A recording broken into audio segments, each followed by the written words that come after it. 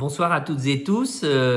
Profession libérale et auto-entrepreneur, merci d'être avec nous. Vous avez été nombreux à nous poser des questions. Donc ce soir, en même temps que nous faisons une visio, nous allons tourner cette petite vidéo. Donc CIPAV Renouveau et la Chambre nationale des professions libérales vont essayer de vous expliquer un petit peu ce dossier complet, qui est le dossier des retraites. Alors, notre caisse de retraite, c'est donc la CIPAV. Quel est son avenir? On se pose beaucoup de questions sur son avenir et un grand nombre pensent que, eh bien, on va tout droit vers l'iceberg et que le paquebot va bientôt s'enfoncer dans l'océan noir. Nous sommes un peu à penser ça parce que, en fait, on a beaucoup d'inquiétudes. Alors, pourquoi on a des inquiétudes? Alors, il faut comprendre que la CIPAV, elle fait partie du vaste système de retraite qui occupe en France à la fois le secteur des fonctionnaires, le secteur qui est plutôt en déficit, puisque les fonctionnaires ont des caisses de retraite où il y a plus de retraités que de gens qui cotisent. Et donc, on va vous expliquer un petit peu ce qui se passe avec le système de solidarité nationale. En fait, dans le secteur privé, en France, il y a 3 grands régimes, hors système agricole et hors régimes spéciaux, parce qu'il y a encore des régimes spéciaux, par exemple pour la SNCF. Et donc, dans ce secteur privé, il y a le grand secteur des salariés du secteur privé, qui représente 20 millions de personnes, et qui ont 2 systèmes, la retraite de base, qui est représentée par la Caisse nationale d'assurance vieillesse, la CNAV, et la retraite complémentaire qui est gérée par la GIRC-ARCO. Et puis de l'autre côté, il y a les indépendants qui sont représentés par 2 systèmes, le CPSTI pour le régime complémentaire et qui regroupe 2 millions de personnes, et le CPSTI aussi, régime de base. Et les professions libérales, c'est-à-dire nous, avec la CNAVPL pour le régime de base et les différentes caisses libérales que nous allons définir maintenant. Donc en fait, au sein de la Caisse nationale d'assurance vieillesse des professions libérales, la CNAV, la CNAVPL, il y a donc 10 caisses représentées, vous voyez, médecins, pharmaciens, dentistes, et puis tout à fait à droite, il y a notre caisse, la CIPAV. Tout ça, c'est 10 caisses. À gauche, vous avez en gris la CNBF, qui est la Caisse nationale des barreaux de France, qui regroupe les avocats. Et eux, ils ont été extrêmement intelligents il y a quelques années. Ils ont réussi à faire un système autonome qui ne dépend pas des autres. Voilà. Alors, quand on parle de retraite de base et de retraite complémentaire, en fait, la retraite de base, vous payez la retraite de base et elle vous donne droit à maximum 4 trimestres par an et elle vous donne droit à un certain nombre de points. Le maximum, c'est 550 points. Et ensuite, en fonction de votre chiffre d'affaires, de ce que vous allez payer, vous pouvez aussi payer à la CIPAV votre retraite complémentaire. Et là, ça va vous donner un certain nombre de points. Il n'y a pas de limitation. C'est fonction de ce que vous payez. Et donc, en fait, les chiffres de 2025 montrent que si vous versez 1000 €, vous aurez droit à 21,1 points qui vous donneront, lorsque vous arriverez à la retraite, droit à 61 € de retraite. Donc, inutile de vous dire qu'il faut payer beaucoup pour avoir une retraite décente. Alors, je vais essayer d'avancer. Pourquoi ça n'avance pas? Hop, on va avancer comme ça.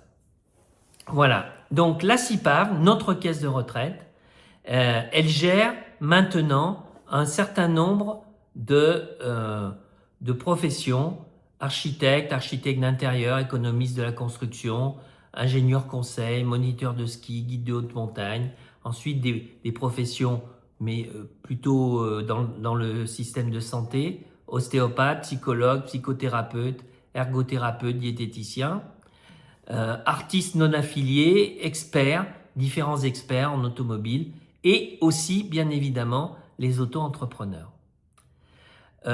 Jusqu'en 2018, la CIPAV comptait 510 000 adhérents cotisants pour 190 000 retraités. Vous voyez le nombre, c'était pratiquement 2,5 à 3 cotisants, c'est-à-dire gens actifs qui payaient pour les 190 000 retraités. Aujourd'hui, on se rend compte, il y a beaucoup de professions libérales qui ne savent pas que leur retraite est gérée par la CIPAV. En effet, les cotisations sont maintenant prélevées par l'URSSAF depuis 2020 et les adhérents à la CIPAV ne reçoivent quasiment pas plus de communication de la CIPAV et pensent être affiliés au régime général. En 2018, les pouvoirs publics ont pris une décision absolument extraordinaire. Dans le cerveau des hauts fonctionnaires a germé l'idée magnifique qu'on allait pouvoir faire migrer un certain nombre de professions qui faisaient donc partie de la CIPAV. En fait, à l'époque, il y avait plus de 100 professions qui étaient à l'intérieur de la CIPAV. Et ils ont décidé d'en garder, on a cité toutes celles qui gardaient, qui est un tout petit nombre, et ils ont migré les autres au niveau du CPSTI. Et qu'est-ce que le CPSTI? C'est la caisse de retraite qui gère les commerçants et artisans qui ont vu arriver cette manne magnifique parce que eux, ils ont des retraites qui sont minables et leur caisse de retraite était en grande difficulté. Donc, les professions libérales qui ont migré, maintenant, elles cotisent au CPSTI. Mais dans la tête de ces fameux hauts fonctionnaires, l'idée géniale était de laisser les retraités à la CIPAV. C'est-à-dire que la CIPAV paye les retraites de ces gens-là. Elle ne touche plus les cotisations et elle paye les retraites. Vous imaginez les conséquences que cela va avoir dans les années futures. Alors, quand on regarde ce qui s'est passé, alors là, je vous ai marqué simplement, en fait, les professions libérales. On ne parle pas des auto-entrepreneurs. Mais si vous prenez par exemple la date de 2018, là où a commencé à avoir lieu cette magnifique réforme, vous voyez qu'à l'époque, il y avait 87 000 retraités qui étaient pris, on prenait les cotisations en fait de 235 000 personnes. Et puis bien sûr, à partir de ce moment-là, les retraités, il y a eu plus de retraités qui sont arrivés, 104 000, 127 000. Et dans le même temps, la ligne bleue montre que les cotisants ont commencé à diminuer jusqu'en 2024. Je n'ai pas les chiffres de 2025 qui montrent que nous en sommes à 124 000 retraités pour 173 000 cotisants, c'est-à-dire pratiquement 1,3. Et donc en fait, quand notre ancienne première ministre a fait sa réforme, elle partait du principe que pour qu'une caisse soit rentable, il fallait au minimum 1,7 cotisants pour un retraité. Et donc, nous sommes actuellement à 1,4. Donc ça veut dire que actuellement, pas tout à fait encore maintenant, mais très rapidement en 2028 ou 2030, la caisse, la CIPAV, va devoir payer beaucoup et ses réserves vont commencer à fondre. Alors si on prend on va dire la population des consultants. Les consultants sont en fait des professionnels libéraux qui payent beaucoup à la CIPAV. Ça représente pratiquement 60% des cotisations. Donc, quand on regarde au niveau des cotisants, on a les architectes, les moniteurs, ceux qui sont actuellement à la CIPAV, les consultants actuels qui avaient lancé leur activité avant 2019.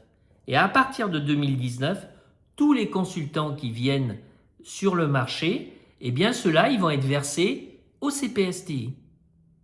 Et donc, ils vont cotiser pour les commerçants et artisans.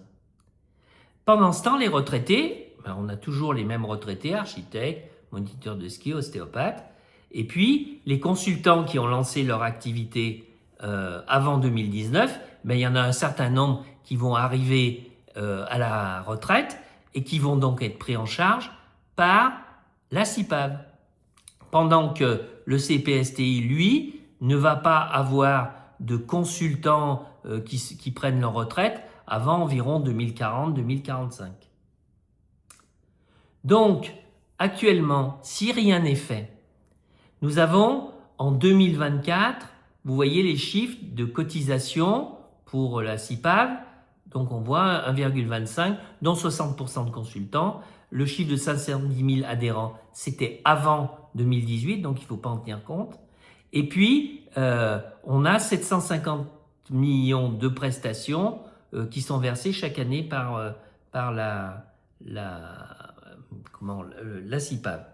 Les réserves de la CIPAV actuellement sont autour de 9 milliards. Et compte tenu du fait qu'il y a encore un peu plus de cotisants, ces réserves, en fonction des placements, en fonction de ce qui va se faire, pourraient atteindre en 2028 ou 2030 autour de 10 à 12 milliards de réserves. Si je reviens sur le système général, en fait, chaque caisse qui est gérée par les professions libérales est en fait très bien gérée puisque l'ensemble des professions libérales qui sont à la CNAVPL ont à peu près des réserves qui ont plus de 110 milliards. Vous imaginez actuellement, avec ce qui se passe au niveau du budget de l'État, combien les hauts fonctionnaires font les yeux de Rodrigue ou de Chimène, je ne sais pas, pour ces sommes d'argent qu'ils aimeraient bien récupérer. Et c'est donc ce qui est en train de se passer. Si on laisse faire, eh bien sûr, à partir de 2030, la CIPAV, pour payer le grand nombre de retraités, va devoir puiser dans ses réserves. Et comme dans le même temps, elle ne touchera pas de cotisations supplémentaires, notamment des consultants, eh bien les réserves vont s'épuiser et le navire va commencer à couler. Alors, si nous restons dans cette disposition-là, eh bien les professions libérales vont se retrouver sur leur coquille de noix au milieu de l'océan et en fait, eh bien leur retraite, elle sera égale à 0. Donc, il faut réagir et vous avez l'occasion de réagir en participant à ces élections et en élisant surtout un conseil d'administration qui va pouvoir faire des propositions qui vont être cohérentes et qui vont permettre de sauver le système. Quand on regarde les différents scénarios pour essayer de changer les choses, on a 5 grands scénarios. Le premier, c'est de baisser les prestations, c'est-à-dire on baisse le point retraite, c'est-à-dire que ceux qui actuellement sont à la retraite, eh bien, ils touchent moins. Et puis, dans le même temps, on augmente les cotisations pour ceux qui sont en train de payer. Bon, vous comprenez bien que c'est quelque chose qui est inacceptable socialement et qui, en fait, serait simplement reculé pour mieux sauter. Ensuite, la deuxième possibilité, c'est de compenser financièrement le transfert des adhérents vers le CPSTI. Et pour cela, le CPSTI devrait payer ce qu'on appelle une soulte à la CIPAV pour lui permettre de rester à l'équilibre. Mais bien évidemment, le CPSTI, nos chers artisans et commerçants, ils voient ça d'un très mauvais œil et ils n'ont pas du tout envie de payer. Donc en fait, cette soulte qui avait été prévue au départ par les hauts fonctionnaires, parce que quand même, ils essayent parfois d'être un petit peu cohérents, eh bien en fait, en pratique, elle ne sera jamais payée. Ensuite, le troisième scénario, ce serait augmenter l'assiette des cotisations et donc de ce fait de réintégrer les adhérents qui sont partis au CPSTI. Là, on se heurte, bien évidemment, le CPSTI va freiner des 4 fers. Donc je vous rappelle au niveau du CPSTI, commerçants artisans, mais aussi profession libérale représentée par les gens de l'UNAPL.